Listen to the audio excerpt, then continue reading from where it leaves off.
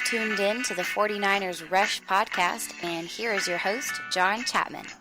All right, welcome to another episode of the 49ers Rush podcast. We are here to break down the third preseason game of the 49ers versus the Minnesota Vikings, a game in which, if you look at the box score, we ended up losing 31-32, but we completely dominated the first half and even third quarter. As long as starters were in, we dominated. Our first team defense shut out them in the first half, and it just, for the first time this season, the 49ers looked great. Not that we haven't had flashes, but with our first team defense and first team offense out there, they just absolutely dominated. So we're going to go through who performed well, who did bad. Spoiler alert, it's Ahkello Witherspoon again. Guys turned it into one of my least favorite 49ers, but we'll get to that. Thanks for listening again, and if you haven't already, check us out on Twitter. You can find us at JL_Chapman, JL_CHAPMAN. I've been breaking down tape and putting lots of clips of film up on there, so if you want to see the actual visualization of what I'm talking about in the different plays, I'm cutting all that up and putting it on my Twitter feed so you can go through and watch that and just kind of get a better vision of what I'm talking about. So what we're going to do, we're going to start off with the defense, and then we'll move over to the offense and kind of see what's going on. So right off the bat, Reuben Foster on defense set the tone of the entire game. On the very first play of scrimmage, they throw a little screen pass to Dalvin Cook out in the flats, and Reuben Foster, not only did he diagnose a play, they were in a man coverage at that time, and he was manned up, so he was going to mirror him wherever he goes. But he just absolutely destroyed him for a tackle for loss.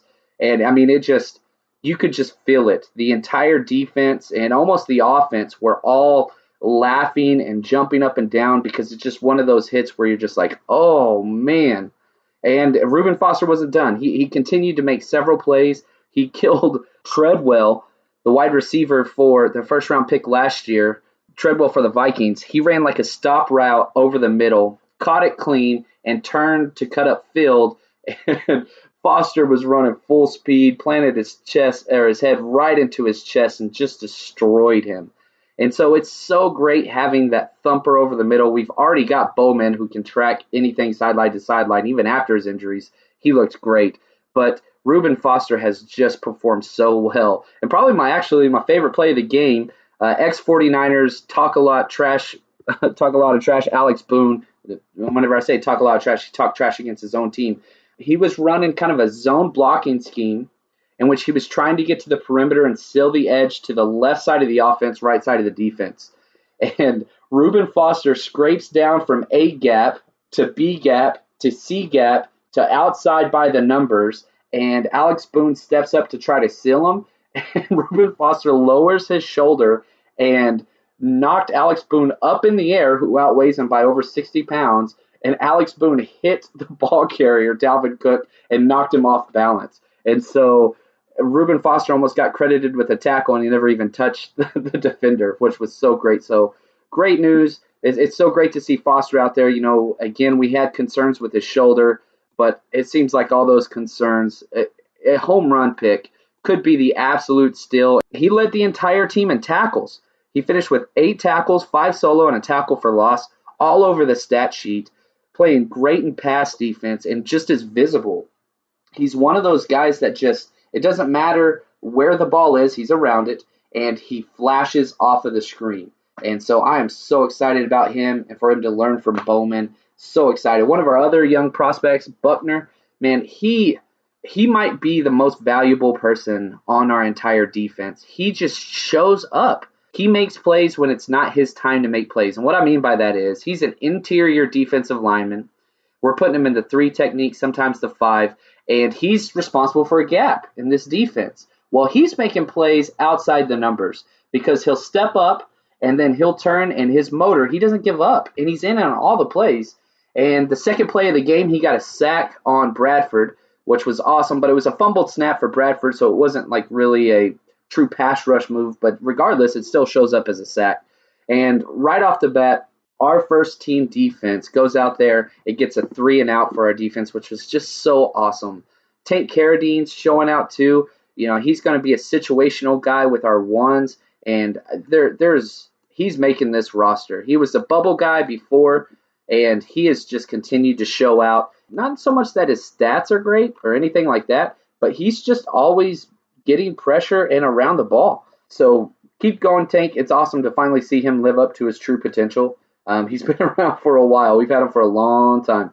Now, this is also the very first game that we've seen all three of our first-round pick D linemen in there at the exact same time. What we had is we had Armstead and Elvis Dumerville at the ends, and Solomon Thomas, and Buckner interior on third down. And it was just, you could just see we only had to bring 4 guys, and we were getting plenty of pressure throughout the game. A few times we brought 5 men.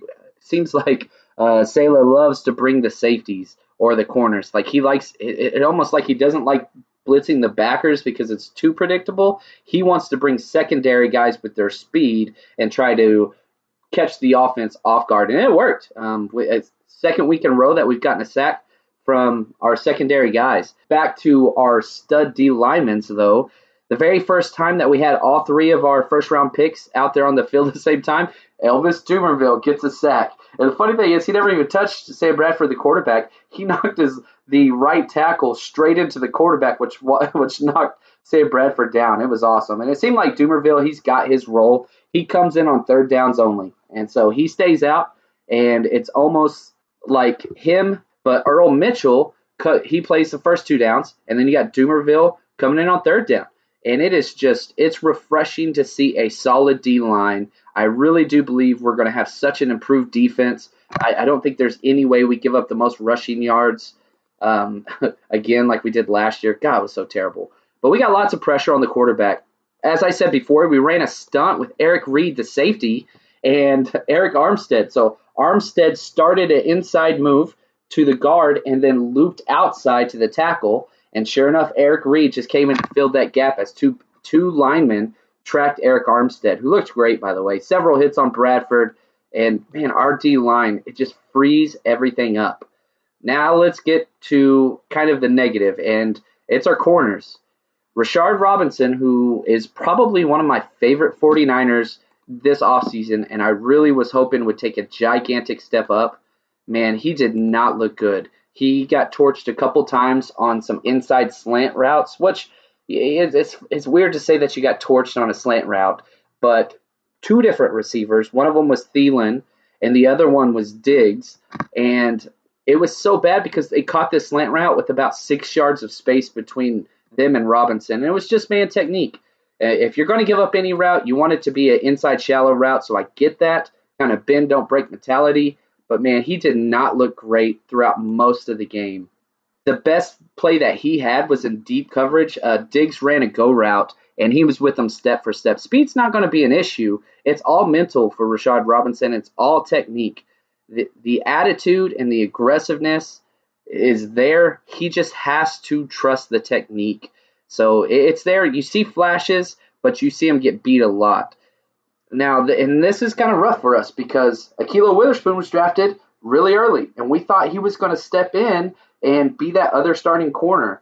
Well, Ahkello Witherspoon has not looked the part in run defense, probably one of the worst run defenders in the entire NFL already, and even pass protection, like he doesn't know what to do. There was an option route that was ran, and it was just a switch route with Michael Floyd, where the outside guy basically ran a skinny post, and the slot guy ran a 5-yard out. And so the whole idea is to confuse your nickel corner and your outside corner, and you got to communicate. It's a simple communication. One guy's going to have outside, or if you're in pure man, you stick with your guy. He didn't know what to do. He literally did a spin move when trying to defend a pass, and just looked very, very sad. He gave up an easy first down. They ran an ISO play to his side and basically left him completely unblocked, and it was Jerick McKinnon, so this is in the third quarter, and Jerick, he didn't even touch him. Like, he dove straight at his feet. He had the angle, he had the speed, he had everything, but he just takes himself out of plays because he is scared to hit. And you see this time and time again. He loves to stand around the pile and act like he's going to get in, but his goal is to not have contact with anybody. If I was, he also got a pass interference on a deep throw, which he never turned around and make a play on the ball and held the receiver the entire time. So it's very difficult to find any type of positives with Ahkello Witherspoon, and it doesn't stop there. But we gave up a kickoff return for a touchdown to Jerick McKinnon. Now, I understand Jerick McKinnon is probably faster than Witherspoon, but Witherspoon was loafing and not running full speed and gave up on the play about 15 yards before he got to the end zone. And I don't think he would have caught him, but it's just a compounding issue with Akilo. He does not want to. He's a 7-on-7 football player, shirt and shorts kind of guy. And he looked great in training camp. And when we don't have pads on, you hear all the reports. He's making plays. He's getting his hands on ball. But this is a man's game. And he just does not have that mentality. Maybe it will come out. But if I was the general manager, oh my goodness. One, I wouldn't have drafted him. Two, I would trade him. Try to. And if I couldn't trade him, I do not want to take up a roster spot with this guy. I would much rather go with Reeser. I'd much rather go with even Asa Jackson, who has played horrible, but he has flashes. We haven't seen flashes from Witherspoon. So curious to see what's going to happen with him in this last game. Usually your starters don't play in your fourth preseason game. I would have Akilo Witherspoon out there every single snap of the entire game to figure out what this kid's about and just get as much of a sample size now. But we'll see. I mean, he's going to make the roster. I don't want him to, but he's probably going to make the roster. Let's see here. Also, Aaron Lynch, oh my goodness, I missed this earlier on D-line play. Played awesome, all over the place. Several almost sacks, which seems to be his deal. But those are still pressures, and it's a disruption, which is what you want. He's got to stay. He has really outperformed what he did last year. And end defense on kind of a bad note, which I hate, Lorenzo Jerome, the free safety out of Pennsylvania, St. Francis, undrafted. Everybody likes him. I love him. He had his worst game by far. He made a couple great plays coming up in the run game, which is great. But he was late getting everywhere. He was late getting in the side whenever we were in a man-free 2. He was late getting in the middle when we were running a cover 3, which was his responsibility. The touchdown late in the game, which cost us the game. He didn't have to get over much. He just read the play wrong. And you could see him if you watch the clip. He's fading to where there are no receivers, and they throw it right to his vacated safety spot for the touchdown to win the game. Well, the 2-point conversion won the game, but this set it up. So kind of a bummer there. Tart played great, and so if I was the front office again, man, you might just roll with the 3 safeties. You got your big man in the Jimmy Ward coming back from his hamstring issue, so you got him at free. You got Eric Reed, who has looked exceptional, how he's looked so great in that strong safety role, and then you just have Tart backing both of them up. So that's probably what they're going to do to free up a roster spot somewhere else. But, man, I really hope Lorenzo Jerome has the best week of practice and comes out because I want to keep him because I think he can make plays in the future and gives us great depth at an injury-laden position for us. Now let's jump over to the offense. Oh, man, if the offense has been rough for the first couple games, and you keep saying, well, it's Shanahan, it's going to get better. Well, it's Shanahan, it's going to get better. Well, we finally saw it. They came out and just looked absolutely amazing. These are the stat lines for how Brian Hoyer, the quarterback of the 49ers, I was so glad to say that. He started 9 for 9 for 152 yards passing and 2 touchdowns. That's unreal. That is just bonkers. Now, even if you go beyond, he had a couple bad throws later on in the game. Nothing too bad, but the guy just totally balled out and finished the entire game for 12 for 17, 176 yards, 10-yard average per pass, and 143 passer rating, which is that's just so great. And it's so refreshing as a Niners guy to have great quarterback play. And you're already kind of seeing what they want to do. Pierre Garçon, our number 1 wide receiver, caught 6 slant passes. Every pass catch he had was a slant route or a shallow cross, which is a modified slant. So he had 6 catches for 64 yards on slant routes. And that's just basically what his job's going to be. Get first downs, move the chains. Get first down, move the chains. And I can tell you this, Hoyer throws the slant better or as good as any quarterback in the league. That is his bread and butter, this anticipatory accuracy that he is so comfortable throwing it over the middle, and it's safe. He had the pass intercepted last week on the slant to Marquise Goodwin, but it hit him right in the hands. Goodwin bobbled it, and then the corner just ripped it out of his hands. And so this accuracy, this pinpoint accuracy is so awesome and fits perfectly with what Kyle Shanahan does. The play action was hitting on all cylinders. Our run game is probably the big critique. again, we are not able to run the ball sufficiently well. Our run blocking is abysmal. To extend that, our best lineman in franchise history, Joe Staley, played one series, and then his knee kind of started acting up, and he went to the sidelines. He didn't even sit on the bench, never went in the locker room, so it's nothing serious. But just to be precaution, he's a pretty old dude. So they set him out. They put John Thues in there, and there were 3 different times where you saw not only the starting lineman, but the backup lineman yelling at John Thues because he was not going to his correct assignment. So interesting to see what's going to happen there. I'm not the biggest Thues guy when we got him last year. He just has not matured. He still makes lots of mistakes. But our run blocking has got to improve. But our pass blocking, on the other side of that, is exceptional. We have done very, very well, and our quarterbacks are doing great. All in all, Hoyer got sacked on one play, but it was a 5-man drop, slow developing pass play, and they brought 5. And the protection was perfect, except Kittle was slow getting over. They blitzed through the A-gap with their 5th guy, and Kittle was supposed to seal in. He got a piece of him, but he didn't stop his momentum, and he barely got Hoyer. Watching the play, you think Hoyer's going to scramble through this, but he's not very strong or fast and just kind of tumbled down. So anyway, great pass protection. Now, you got to talk about Marquise Goodwin if we're going to talk about good things. The very first series, we get a touchdown pass for a 46-yard bomb that was just a thing of beauty. Goodwin is the real deal, and it's great to see him on a coaching staff that knows how to use somebody with elite speed.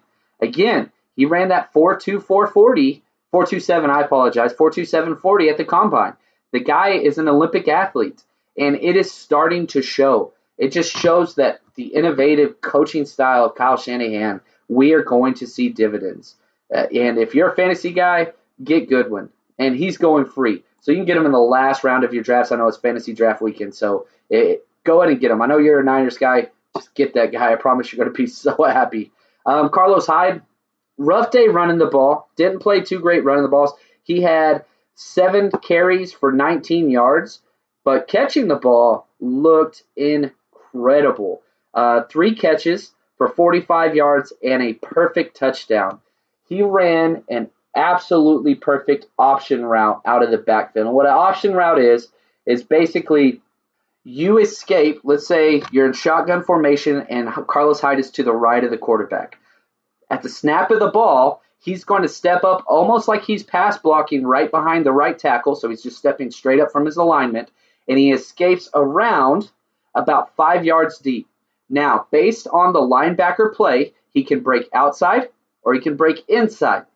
Well, he broke inside, and Brian Hoyer hit him exactly in stride as both safeties are screaming down to fit outside for their pass zone read. Basically, it's a cover 2 that they were running, and they were trying to get to the hashes. Well, as they're breaking to the hashes, Carlos Hyde is breaking inside up the seam, and just such an awesome pass, and catches them in stride for an easy touchdown. It was one of those plays that if it was on the 10-yard line on the opposing side, it would have been a 90-yard touchdown because it was just exactly how you draw it up on the board. You catch a player in stride while the defense is going the opposite way. I mean, it was awesome, like watching Moses just scream down the middle of the field. And so Hyde, if he stays healthy, which is the only if about Carlos Hyde, he's going to have a great year. There's no doubt about that. He's averaged 4.7 yards per touch for last year, and it's going to go up this year if he stays healthy and if our offensive line gets their stuff together. But I think it's going to happen because you can't stack the box against us anymore with this accurate quarterback and a speed demon on the outside like Marquise Goodwin. You just cannot do that. You have to respect that because our play action game is so strong. Now, keeping with running backs, the rotation every week has been different and more weird. So Hyde got all of the snaps with the first team. Breida stepped in at the very end and got 3 snaps with the first team. And those are the only 2 running backs that played in the first half. And then we got Monster that came in, which is hilarious, ahead of Joe Williams. Hightower didn't play. Breida didn't play as a running back. And so we only got 4 running back snaps. This is wide open. I think the only 2 running backs that have actually locked their position is Carlos Hyde and undrafted free agent Matt Breida. I think Matt Breida is the clear-cut number 2 guy right now. He is way ahead of everybody else. And he played pretty well. He didn't do anything special this game. He had one great run in the third quarter. I'm talking about Matt Breida here. He finished with 7 rushes for 29 yards, which is nothing spectacular, but it was the best of all of the running backs. And I say that except for Mostert. He did better, but still the idea is I don't think Mostert is really an option. If they're going based off of just game merit, you got to give to Mostert, but I don't think they're going to. I don't think you cut a third-round draft pick that has a lot of potential still for a journeyman undrafted free agent that has bounced around 4 other teams.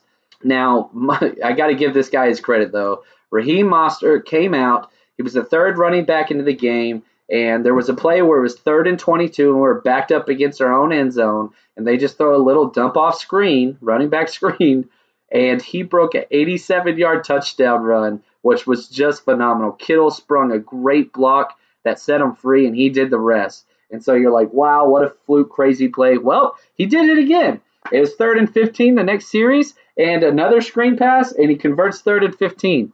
And, I mean, the guy just, talk about reaching for your opportunity. He finished with 2 touchdowns, and he had another great 17-yard run off of a great stiff arm move. So, man, who's to see? I think he's going to be the guy starting next week, and curious to see what he's going to do. Right now, I think that the running back roster is going to be Hyde, Breida, and Joe Williams. Now, if Mostert can step up or Tim Hightower can step up, we'll see. But I think Hyde and Breida are set. I don't think there's any way we're cutting Joe Williams, a 3rd-round pick that we traded up for.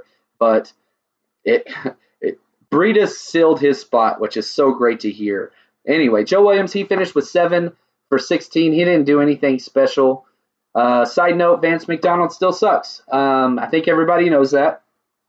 He can block pretty well, but on 3rd and 3, he runs a 2-yard arrow route, which is basically where you just shoot straight out to the sticks, to the sidelines, and catch the ball. Well, you need 3 yards. He ran 2 yards, and it wouldn't even matter if he caught it because he fell down before the ball got there. It was a bad pass. He probably wasn't going to catch it anyway because if it hits him in the hand, he's going to drop it. I cannot believe that Vance McDonald is still getting as much playing time with the ones. Kittle's got to step up his game some, but Vance McDonald's awful. Now, C.J. Beathard had probably his worst game so far. He started the second half, and he played predominantly the whole thing until late in the fourth quarter. Barkley came in. He had a few great throws to start, and, I mean, just great throws. One of them was perfect, and the receiver got hit as he was securing position, and the ball popped up, intercepted. Definitely not his fault. He got credited with the interception. Had nothing to do with him. It was a perfect pass. But after that, he got real shaky, something we haven't seen. Several high throws to wide open receivers, several high throws to covered receivers, which are not what you want. Those are huge turnover plays. But even his stats were legit. He finished the game, and a lot of this had credit to Mostert's huge screenplay that he took for 87 yards. But he finished 7 of 13, 159 yards, 1 touchdown, and 1 interception. So not terrible, but definitely not what we're used to seeing. I really hope that he gets to play the entire game. I think the Matt Barkley experiment is over. We're going to run with 2 quarterbacks. If they really wanted to keep Barkley, he would have been getting more playing time. So I could see CJ playing first 3 quarters, let Matt Barkley step out there with some other projects on the fourth quarter next week, and I think that's going to be it. And last, I got to talk about one of my favorite 49ers. That's Trent Taylor, Mighty Mouse himself. Absolutely love this kid. So tough. He ran kind of a deep drag route across the middle, and he's almost supposed to sit down against his own read, but CJ threw him into harm's way, and so he goes up, little bitty guy, and leaves his feet, secures the catch, and just takes a pounding over the middle. I mean, just one of those where you look like he could have been flagged just because he got hit so hard and he was defenseless, but he just rolls over, jumps up. He went to the sideline a little bit, but seemed just fine. Everybody, you saw they pan over to him on the side, and he's like, "Oh no, I'm fine. Of course, this is normal. Yeah, big dudes hit me all the time." And he was right back out there making a couple more plays. So Trent Taylor, that guy, he is going to be great. If you're one of those people that loves to buy jerseys of up and coming players, I'm telling you right now, get your Trent Taylor and your Reuben Foster jersey. because they're going to be mainstays for the 49ers for a long time. So that's our breakdown of week 3. Now, we will be talking about next week. We play at Thursday, 7 p.m. Pacific time, and we are at home. We close out at home against the Chargers. It's going to be an absolute blast. And the thing that's different about this is the NFL has changed the cut down policy. Usually we would have already been cut down to 70 players by now, but we don't have to cut down till after the 4th game. And so we're going to see a whole bunch of guys that might not be 49ers. So enjoy the game. And again, make sure you find us on Twitter, and we will see you guys next week. Stay strong, faithful.